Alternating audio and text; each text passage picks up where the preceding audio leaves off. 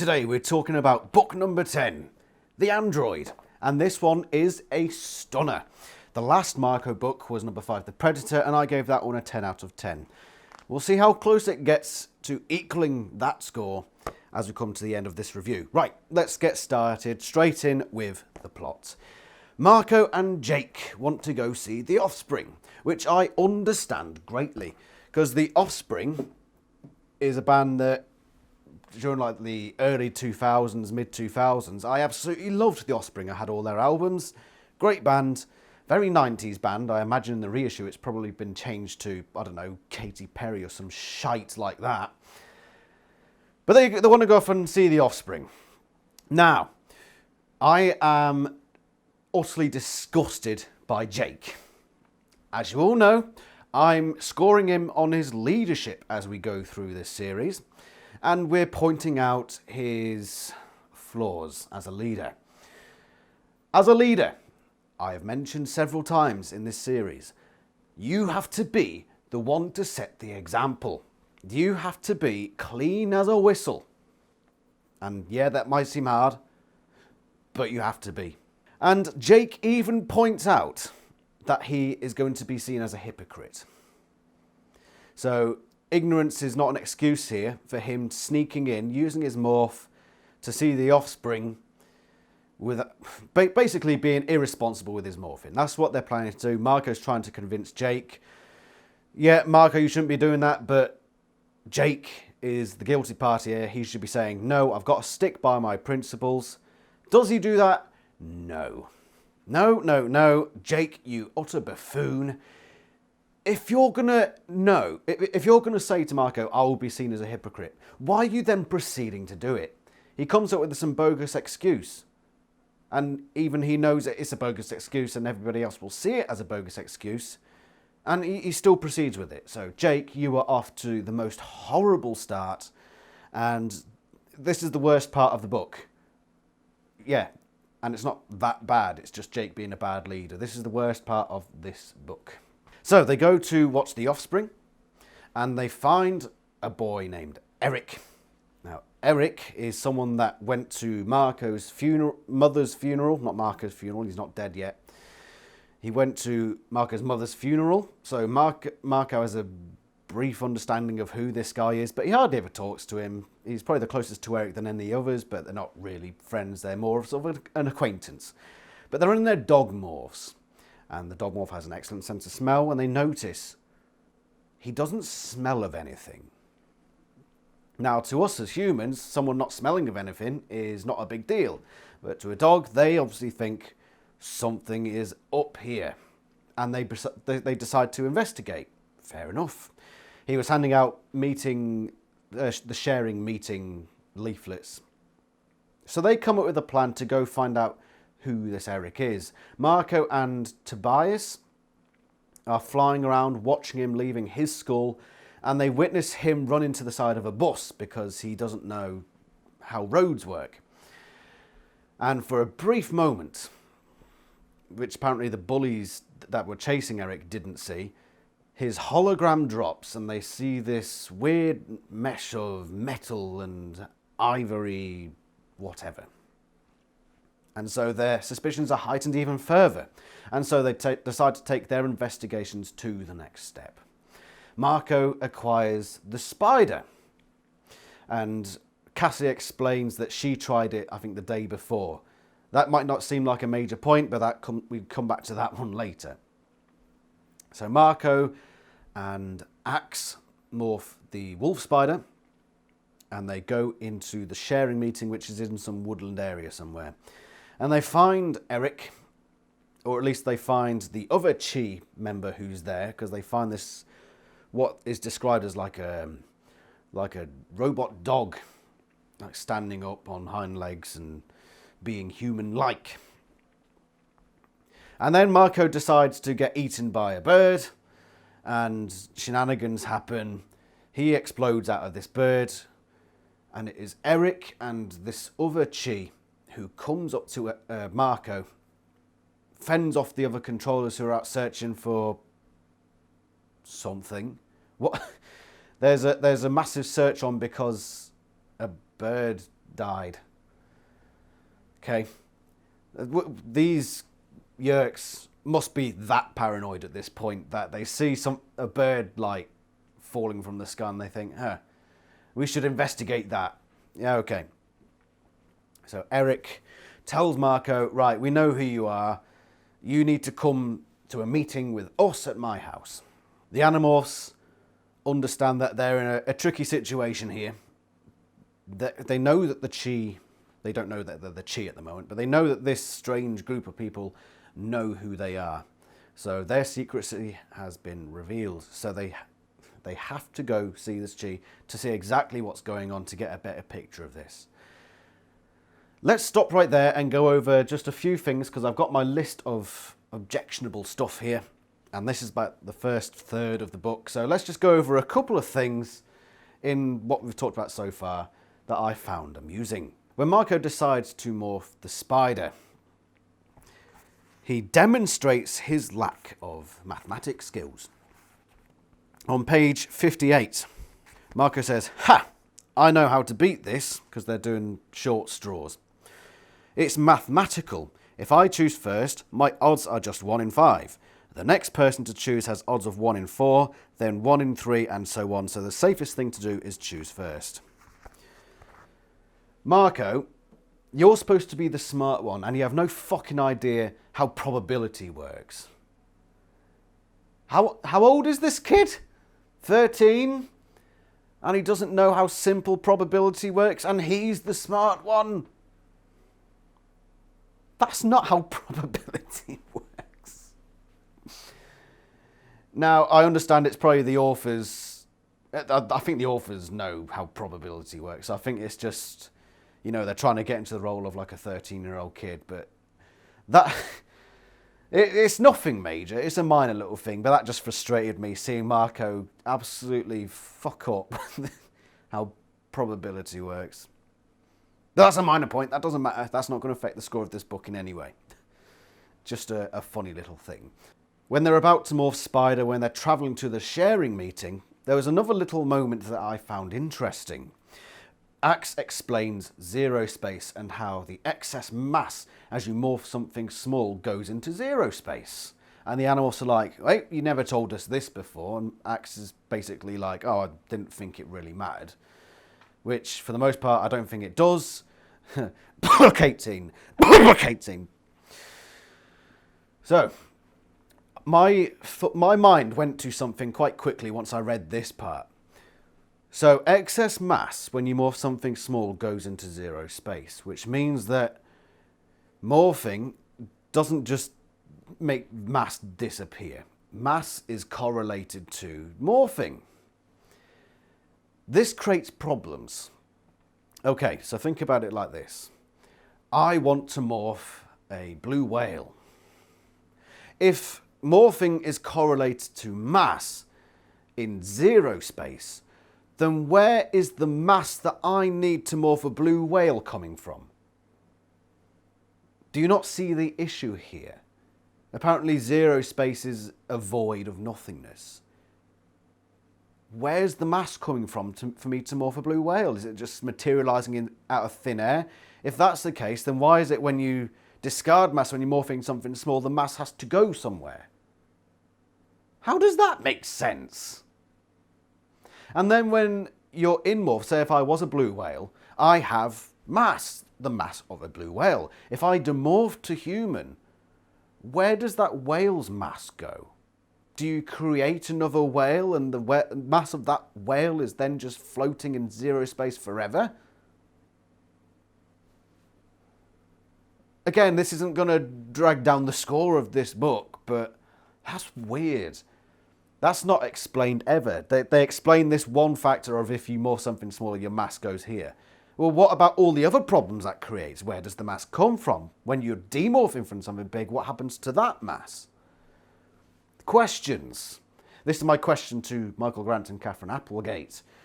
What happens? What goes on with mass and morphing?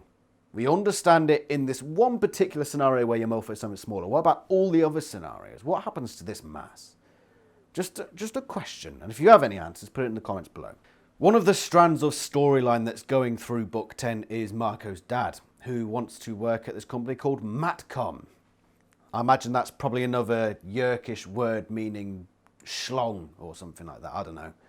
And Marco has a flashback. Oh no, his dad tells him that his mother once woke up and was sitting up and told him never to get involved with the military because they will take him.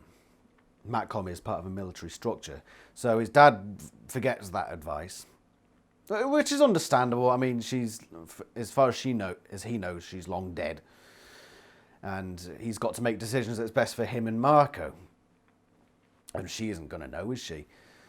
A few days earlier, Marco called Jake and got hold of Tom instead. Tom obviously being Jake's brother, who is yerked and is involved with the sharing. Tom tries to get Marco to bring his dad to the sharing. Marco puts these two jigsaw pieces together. He can't do probability, but he can do simple problem solving. And decides that they want his father. And there's obviously something yerky about this whole Matcom thing. And there's a little moment here at the end of this chapter where Marco has what I describe as an Anakin Skywalker moment. He has that sort of, I hate them, I want to kill them all moment, because that was when Anakin's mother died and he went on that little spree, killing the aliens, I forget what they're called.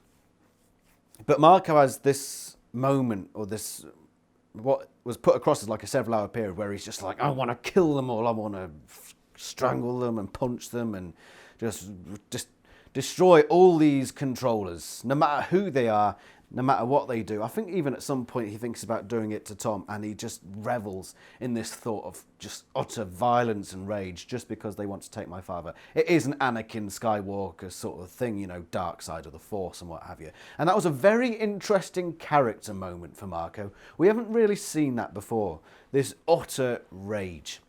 But it plays into the rest of the plot of this book, which is a pretty solid one and a very philosophical one. And as we get to the end of this book, we'll discuss that a bit further.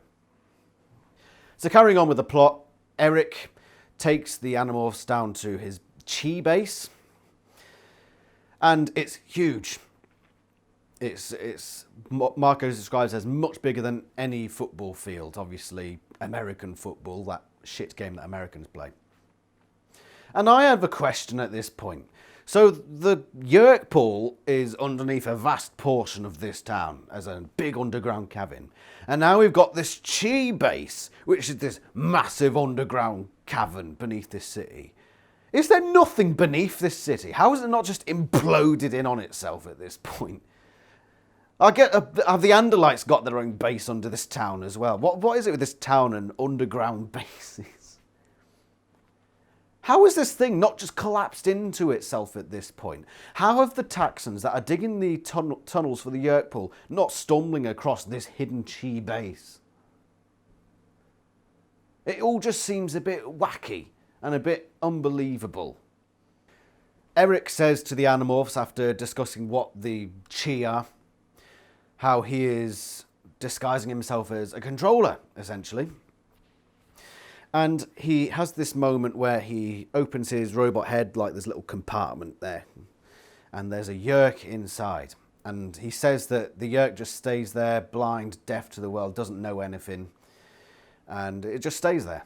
For how long? Probably forever, as far as he's concerned.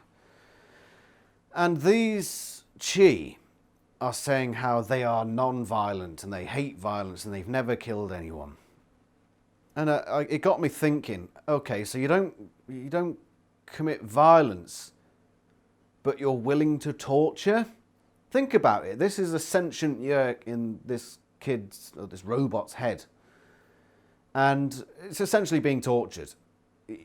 Your sensory deprivation is a form of torture. So the Chee are torturing Yerks.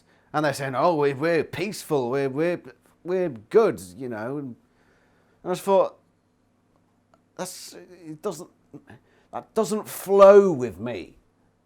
That doesn't flow. Why is he having to do this? What he says that he can just make a hologram Yerk come out of his head. Why does he need to keep this Yerk? Ugh! Sorry, there was a spider on that and I disturbed it. Sorry. Ah! That's appropriate that there was a spider on my dome ship. I think he's over there now, he's alright. This makes no sense. Why is he torturing this yerk when he has absolutely no need to? No need. There is not one reason why he needs that yerk in his head at all times, always. Put it out of its sodding misery. Don't take it in the first place. This makes no sense. It makes no sense. Another thing as well, the Animorphs keep referring to the Chee as a species. Under no circumstance would these be considered a species. Firstly, a species is part of an Earth-based life system. So aliens, you could argue that they're species, that species can be applied to aliens, but there's a few logical leaps you have to take there. Secondly, these are robots. They're not life, really. They're not species. They can be called a race, which is what I tend to do, but they're not a species. Get over yourselves. There's a Chee called Maria who disguises herself as an old woman, and she talks about how the Chee are pacifists, and they always have been, and they should always be. This is a strong point of principle that comes into the philosophy of this story as we go ahead. She points out, though, that she was listing species. I'm doing it now, aren't I? Listing races that have been violent in the past. And she mentions Hawk-Bajir, warring, slaughtering and conquering. Now, from what we know about the Hawk-Bajir from later on in the series, that's not true, really. You could say that during the Hawk-Bajir Chronicles, they fought back against the Yeerks, but you wouldn't really call that slaughtering, conquering, maybe warring, but it was a very defensive one, so Maria needs to look up her history books. So what are the Chee? They're a robot species. Fuck. They're a robot race created by the Pemalites, and they're a dog-like race.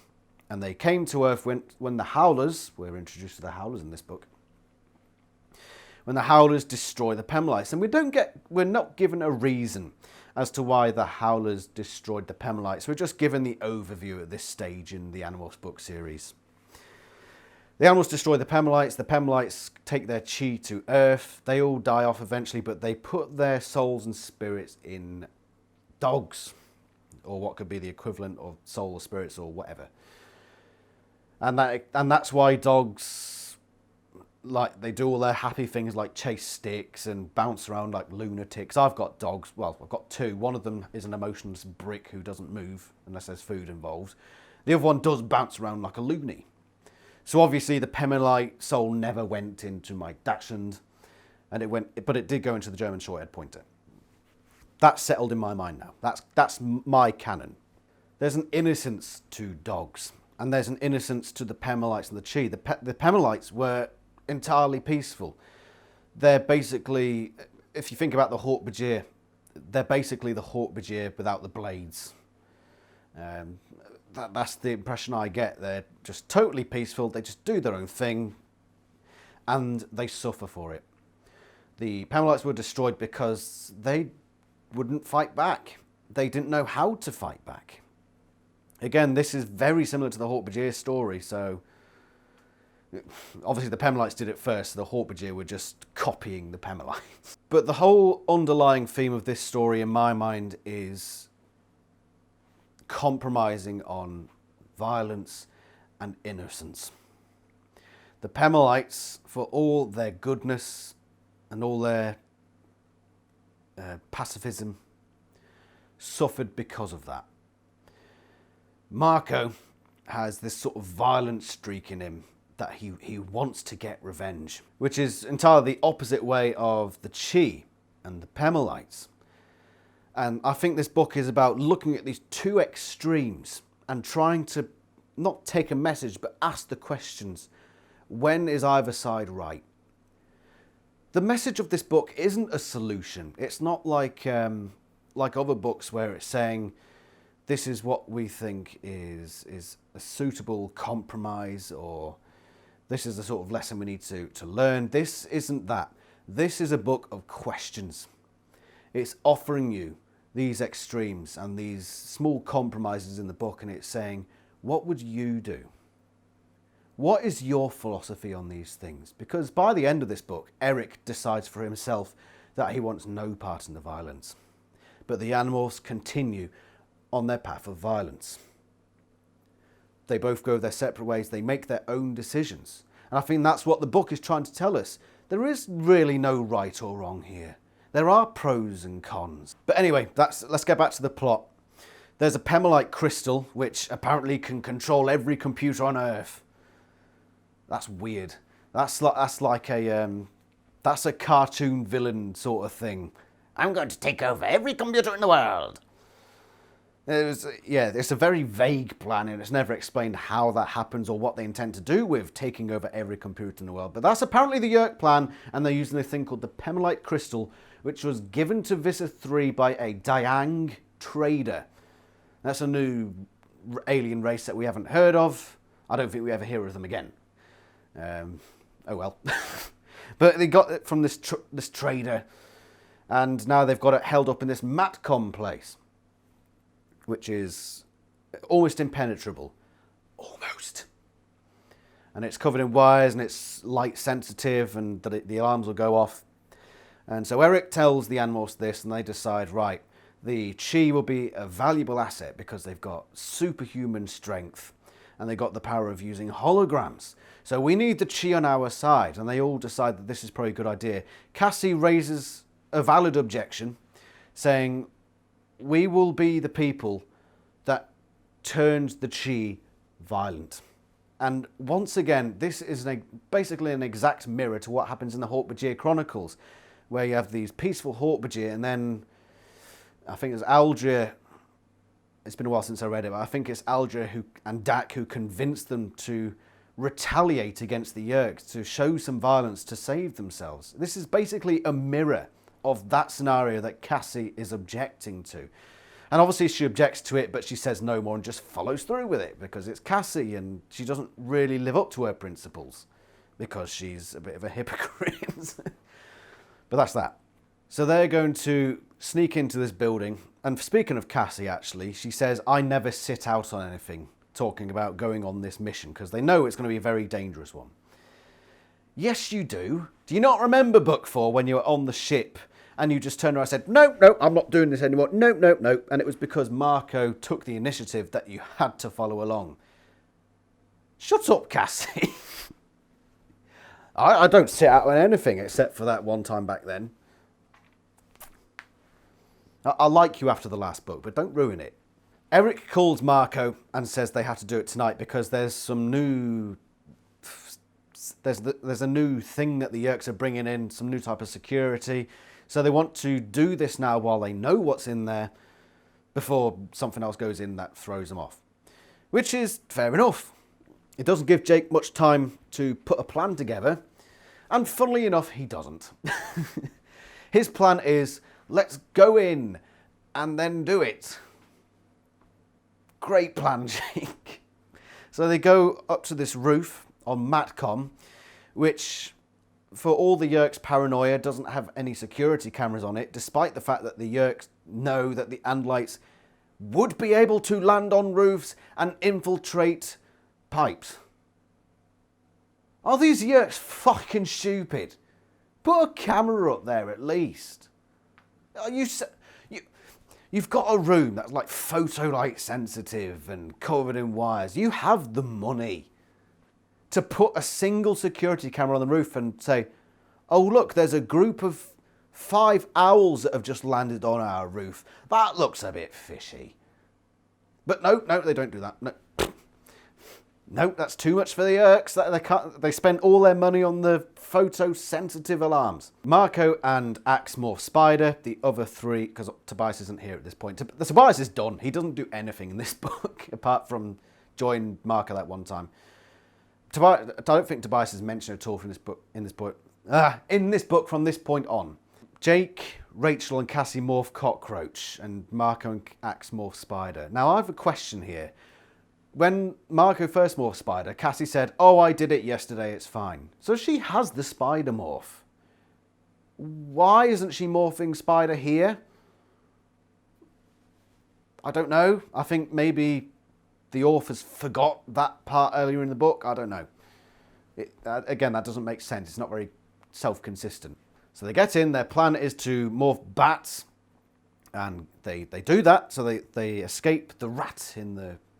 It was a very good scene, actually, when they're going through the pipes and there's a rat chasing them and there's the... It's one of these Hollywood-style things where if it can go wrong, it will go wrong at precisely the right time for it to go wrong. That happens a lot in the Animorphs series, I have found. It's almost like the trope of saved at the last minute. It's a bit frustrating. But, you know, we're here for the fun, essentially. So they get through all that part, they end up in this room, they morph bat, and they flutter in and land on this pedestal in the middle where the Pemalite crystal is held. Great! Great plan. Then what? Turns out Jake didn't come up with a plan for this part. He didn't stand back and think to himself, okay, so we grabbed the Pemalite crystal as bats in this light-sensitive room, wires everywhere, and we've got to get it back up and out. How do we do that? Doesn't think of it. And this is the problem. You have to plan these things in advance. I know Eric said you got to do it today, but you got to spend at least half an hour or an hour or so just going through. These are the problems we could face. This is a problem that we will encounter. This is what we should do if we were to discover that problem. That's what you do. And he did none of that. Jake has had an appalling book so far. From the first page till now, Jake has been appalling. I'm sorry to say. From the first page to the last, Jake is a travesty. And so I'm just going to give you his score now because that's basically all of his stuff. He gets a 2. A 2 out of 10. God awful. Sorry, Jake, but you really failed miserably here. So Jake decides that they're going to go out in a blaze of glory, essentially. They all demorph and then go into battle morph. Couple of things here. Firstly, these are large animals. How have they not tripped any wires here? I don't understand that. Maybe it's just coincidence. I don't know. Maybe all the wires are on the outer rim of the room. That doesn't make sense. Secondly, we know from previous books that the Animorphs suffer from fatigue when they go through too many morphs in one go. I think it was book 3 where they've gone through like 3 different morphs and they're just absolutely cream crackered. Barely able to move. Could be wrong. But we all know that that's part of Animorphs lore, is that too many morphs makes you tired. How many morphs have they gone through here? Owl, spider/cockroach, bat, battle morph. All within a very short space of time. And not one of them says, hold on a minute guys, give us 5, I'm fucking knackered. Not one of them. It's not even offhandedly mentioned. That's just bad writing, I'm afraid. You got to be consistent with Animorphs rules, and it just wasn't applied here. Sorry. The thing is, it would have created a problem if they were so exhausted and they knew they were going out into the unknown. Jake would have turned around and said, "Hold on, we need to give it time here because we're going to be too tired to get involved in a fight." But no, that's too much. We need the plot convenience of them just being tip-top condition. Yeah, that part lets this book down a bit. So the Animorphs leave this room and they're about to escape. They enter a big lobby room where there are windows at the far side and they're confronted by 20 or so human controllers and about 24 Hork-Bajir. They're screwed, effectively. So they've got no choice but to go in and just hope for the best. This is going to be the end for the Animorphs. Sad day. Obviously it doesn't pan out that way. They go in and the human controllers stand back because they don't want to end up shooting the Pemalite crystal, so they just stand back beside these windows at the back of the room, and the Hork-Bajir are unleashed, and it gets pretty bloody gory. Bloody gory. So Marco gets his stomach ripped open, so his entrails are just on the floor, and he's got a Hork-Bajir by the neck strangling it, and he's giving the others a good wallop with the other one. So it's all going mad. And he gets to the end of the room, somehow. And there's just so much silliness here. The human controllers, all 20 of them, are at this side of the room. Marco is able to get to this side of the room and shove his fist through a window to Eric. Not one of these human controllers thinks, I've got a clear shot here, I'm not going to hit the Pemberlite crystal, bang in the head, you're gone. Not one of them has noticed this kid Eric standing at the window. Clearly in sight, because Marco with dull gorilla eyes is able to see. Not one of them goes, who the fuck is that and why are they here? Honestly, these yerks are just, incompetent. Completely incompetent. Completely. Bunch of melters. But that's what happens. Marco puts the fist through, Eric gets the Pemberlite crystal, quickly reprograms himself and unleashes hell. Utter hell. Not a single survivor aside from the Animorphs. He just decimates them.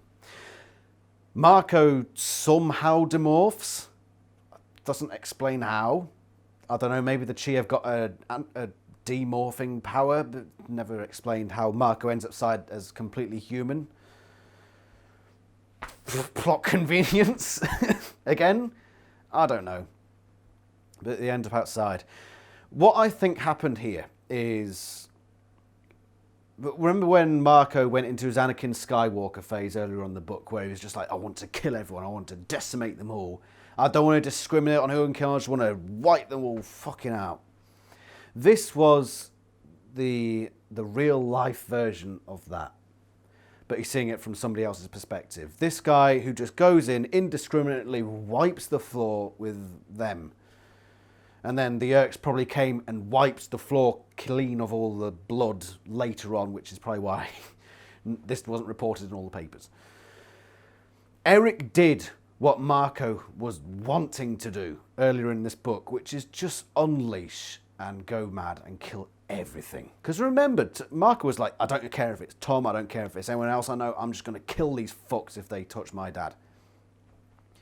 And maybe Marco sees that, and in his mind it's like, that's what I wanted to do, but I'm seeing the effects that it's having on this guy and the effect it's having on us as people. He thinks to himself, oh shit, that's a bit much.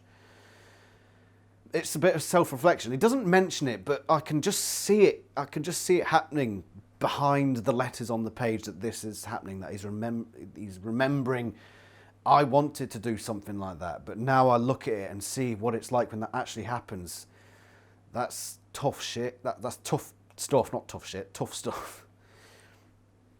But that comes into the overall message of this book, which is... there is compromise to be had in these areas for your principles, whether you think you're right to commit violence or you're right to avoid violence at all cost. Sometimes you have to compromise. That's just how it works. The Pemberlites didn't compromise and they all died, effectively. Their souls live on in dogs, apparently, but whatever. Best thing about this book, not a single Visser 3 to be seen. That is brilliant. No Visser 3. The book didn't need Visser 3, and no book should need Visser 3, unless he's integral to the storyline. All these other books where he's just turned up at the end, ha, I'm the evil one. Don't need it. And this was a perfect example where you don't need the big bad to make a serious scene. Make the people feel intimidated, because that last scene with all the violence was good stuff. It was tense, it kept me reading. My eyes did not leave the page. It was good to get a break from him. And that's a positive for this book. There are a few negatives for it. There really are. Let's just cover the last bit. Effectively, what Jake and Marco do is give the souls of the Pemberlites the decision for what happens to this Pemberlite crystal, because they've seen that Eric makes the decision to stop with the violence because he doesn't want it.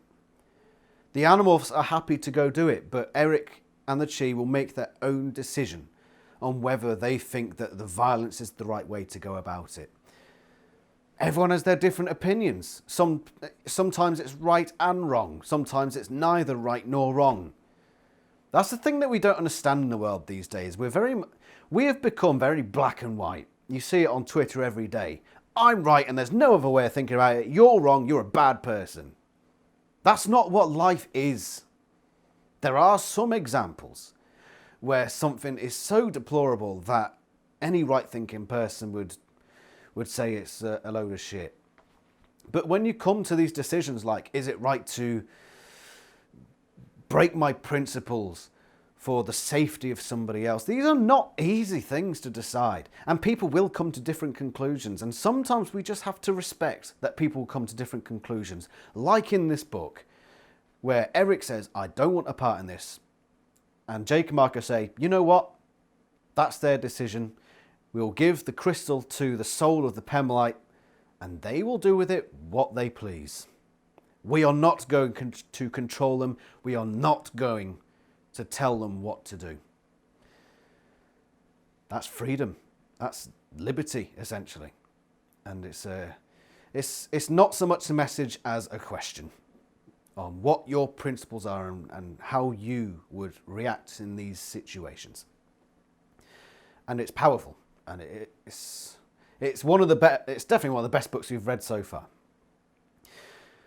As for the score, well, I'm somewhere between 9 and 10 because this book is the Predator levels of excitement and great moments, and just it keeps you reading. It really keeps you reading. But there are some flaws. The writing in parts is poor. Sometimes it's just not consistent with the rules of Animorphs. Like that part where they're magically not fatigued. That just irked me a bit. And Jake being a shit leader. But that can't affect my score of the book. That goes into Jake's leadership score. It's basically, it's a 9.5. Do I round it up or do I round it down is the question. I'm going to round it up. I think it's a classic book. I think it is. It's not as good as The Predator, but it is close. If it weren't for just for a couple of moments, then it would be Predator levels of awesome. But it is better than the 9 out of 10s that I've given so far. So I'm going to give it a 10. Fantastic book. The android really is something special, despite its minor flaws here and there. Next book is going to be this one, The Forgotten. I don't think it's going to be a 10 out of 10, but who knows, it might be a surprise. Remember to go read my fan fiction, Thomas Heap. This is Animorphs New War. I've got loads of these versions online. I'm up to like book 63 now. And remember, for Christmas, you want to go buy this for your friends and family. Chris Grind's Animorphs adaptation of The Invasion. So, I'm going to put that over there before it falls over. Thank you very much for watching. It's been another exciting Animorphs review. And tune in for the next one, which will be we've finished cycle 2 now, so the next video is going to be the 6 through 10 cycle review. If you want to see my thoughts on the last, if you don't want to know what I'm talking about, just go to the last video, which is the cycle 1 to 5 book analysis. Go read that. Oh, I'm all over the bloody shop today. Go watch that. Get ready for the next one. It should be up midweek, I reckon. And then the next review will be up next weekend. Thank you very much for watching. I shall see you all next time. Ta-ra!